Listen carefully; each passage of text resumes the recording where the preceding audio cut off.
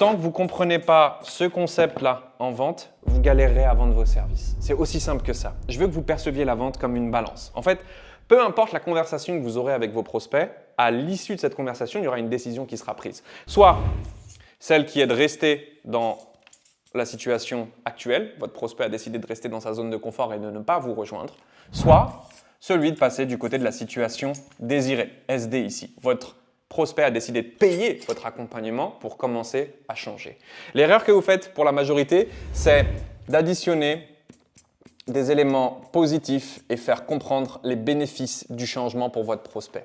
C'est très mal comprendre le cerveau humain puisque le cerveau humain est beaucoup plus stimulé par la perte que par le gain. Donc, tant que vous vous efforcez de faire comprendre à votre prospect ce qu'il a gagné en vous rejoignant, vous n'y arriverez pas.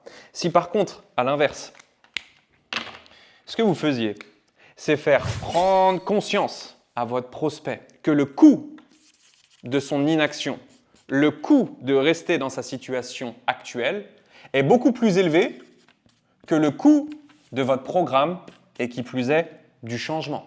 À ce moment-là, la balance est penche. C'est un peu comme si vous cherchiez à mettre tout un tas d'éléments logiques du côté du changement, mais votre prospect, lui, est bourré de raisons pour rester dans sa situation actuelle, versus je prends le socle qui est là et je le mets sur le côté. Si je mets le socle là, la balance, elle se met à pencher. On est d'accord? Ouais? Ben ça, c'est le niveau de conscience que votre prospect a vis-à-vis de son problème, mais surtout du coût qu'il pourrait avoir s'il ne se met pas à changer.